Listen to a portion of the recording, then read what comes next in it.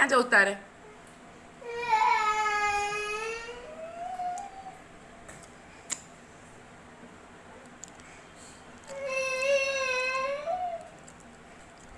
તારી સાયકલ ફેરવ ને.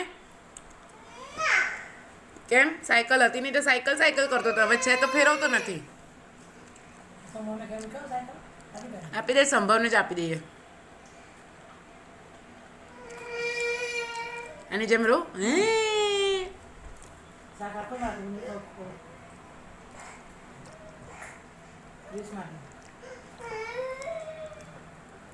એને ખાવા ખવડાવવાનું જ નથી ને.